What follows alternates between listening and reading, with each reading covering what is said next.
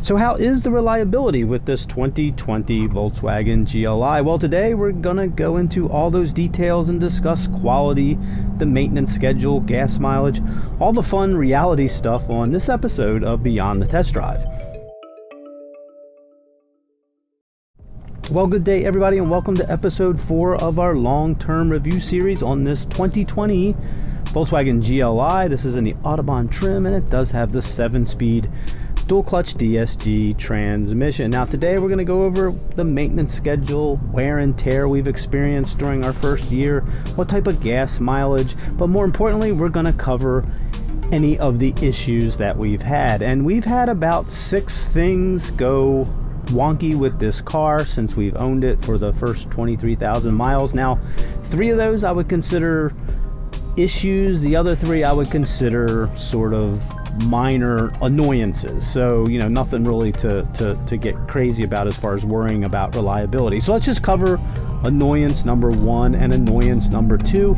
And that's that when we bought the car, we noticed that the driver's side headlight was really poorly adjusted. Again, not a big deal, just kind of an annoyance. You know, you got to take it back to the dealer, and sure enough they adjusted it and it was just fine. The other annoyance number 2, is that about 6 months into owning the car, we got one of those recall letters in the mail regarding some type of emissions with the engine control unit and something about an O2 sensor. Again, we just had to take it into the dealer and they reflashed the software.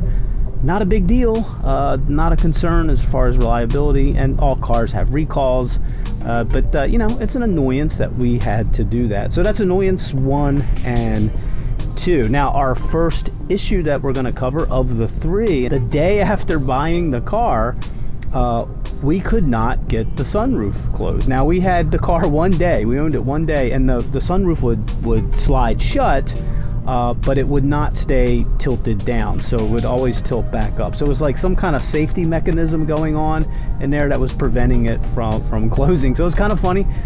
Own a car for one day and you already got to take it back to the dealer for a headlight and the sunroof. Now the sunroof worried us because the service department was a little baffled. They reset all the computers, it still wouldn't work.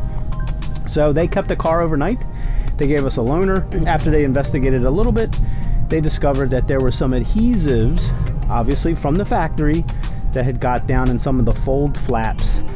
And when it was warm, because it was really hot when we purchased the car, it would get a little tacky and cause this sort of interference. So they cleaned it all up really good, and we are happy to report after, you know, a year plus and 20-some thousand miles now that we've had no issues with the sunroof. It doesn't creak, it doesn't rattle, it doesn't leak, and all is good there.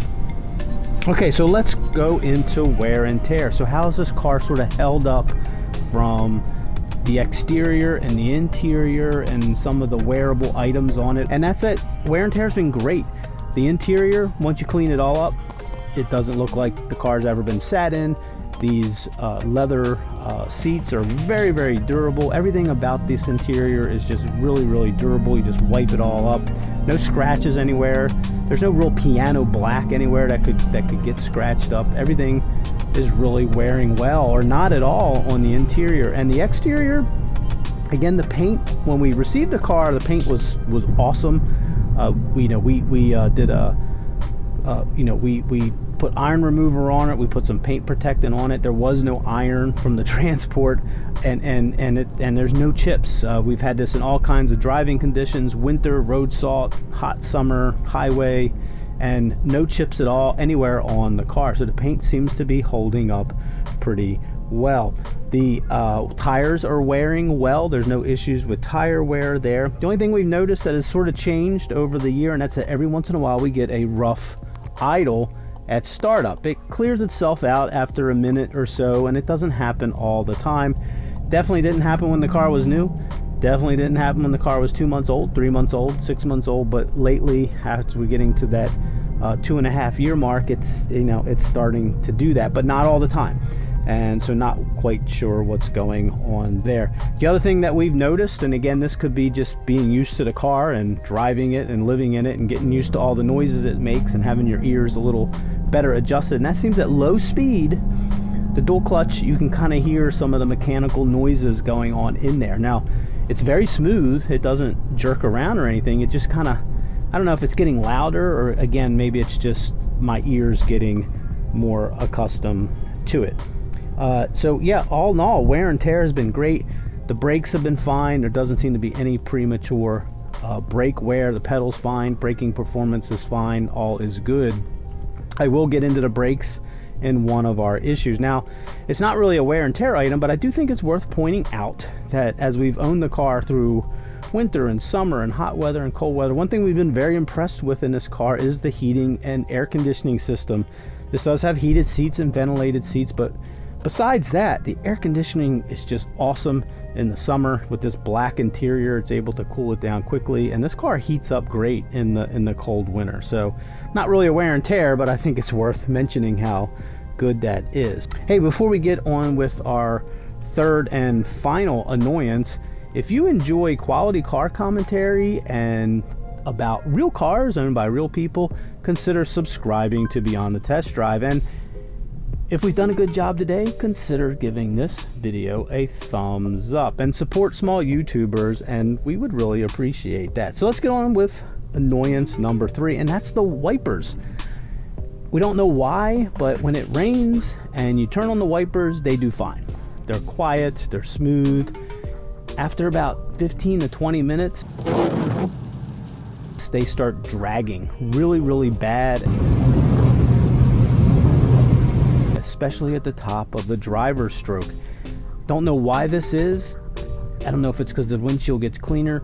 We've cleaned the windshield, we've clay barred the windshield, we've treated it, we put coatings on it, we've taken coatings off, we've changed all the wiper blades out. Eventually the OEMs always seem to work best, but it just seems like there's so much pressure on that wiper blade. It's pushing so hard on the windshield that it tends to drag. And it doesn't do it all the time, but man, when it does happen, it's a real annoyance. Let's talk about maintenance. Now, Volkswagen is very good in their marketing that says, hey, these cars don't need a lot of maintenance, and the first 2 years of maintenance is on us. Well, that's basically just 2 oil changes. This thing takes oil changes every 10,000 miles. Now, what we do here is we have that. We do our oil changes every 5,000 miles. And what you need to know about Volkswagens is when the oil is, and the type of oil is very important. You need to use the Audi Volkswagen spec 508, 509 oil specification. And that's not the easiest oil to get. You're not going to go down to the Walmart. It's not 20, 25 bucks for 5 quarts. It's pretty expensive stuff, and the cheapest place to get it is at the Volkswagen dealer. Or you can get it online. You're looking at Motul or Liqui Moly.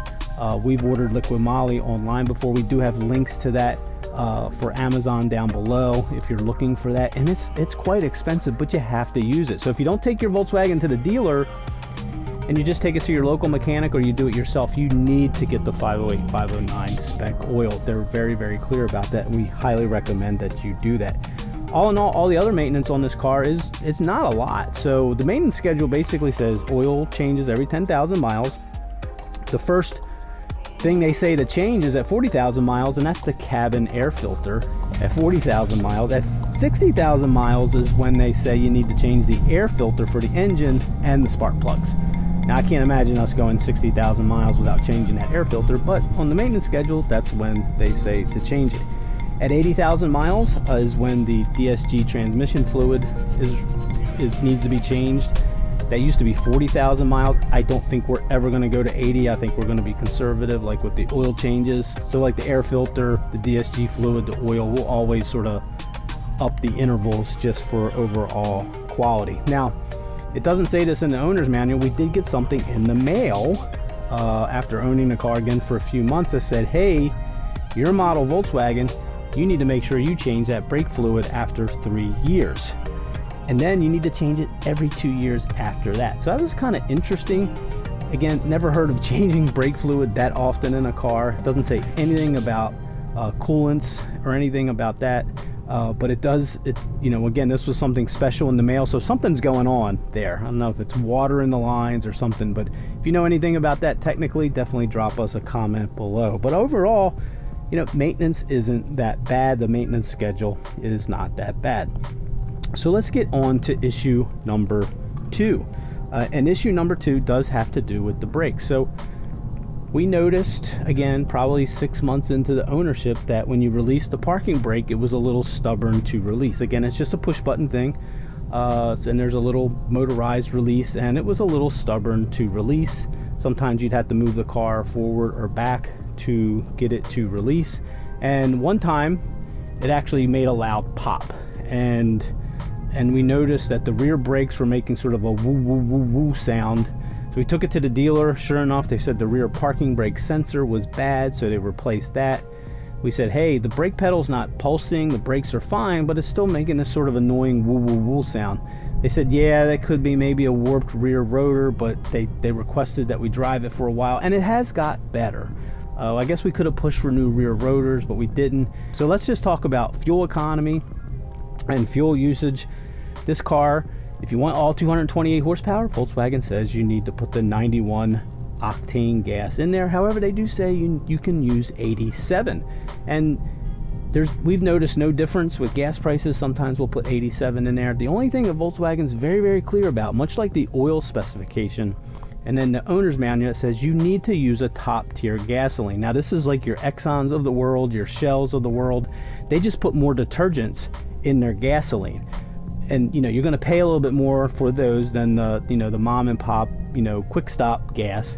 But we always use top tier, and you need to use top tier. Something you need to keep in mind. Again, these are a little bit finicky engines, these direct injected turbocharged engines. So we really want to do what Volkswagen recommends and says. Now the other thing is gas mileage.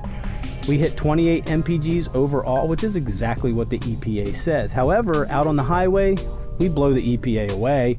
We do mid to high 30s, and we're going to do a full highway test, much like we've done with some other cars here on Beyond the Test Drive, and we'll do that out and we'll post that video. But we've been very pleased with the gas mileage, mainly because of the performance you get. You don't have to drive this thing conservatively to get good gas mileage.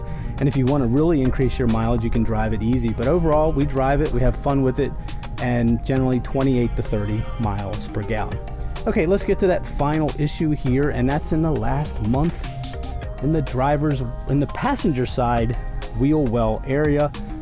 Between 1500 and 2000 RPM at slow speed, there is a high frequency buzzing noise, and it's rather annoying.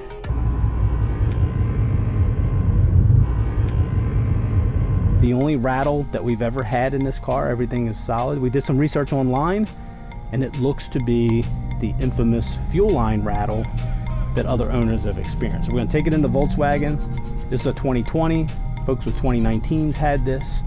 Apparently they didn't fix it, so it looks like we're going to have to take ours in and have them do something with those fuel lines that run underneath the passenger wheel well area that looks like they're buzzing and rattling. Okay, so that's the 3 issues. That's those 3 annoyance, and hopefully this provides some insight into our experience. It sounds like a lot of things, but it really hasn't been, given the performance and how much we've enjoyed this car. So let us know your experiences with this, or if you have any questions about this Volkswagen, please pass those along, as we just like to talk and interact about cars. So thanks for watching today, and have a great day, morning or evening, wherever you are.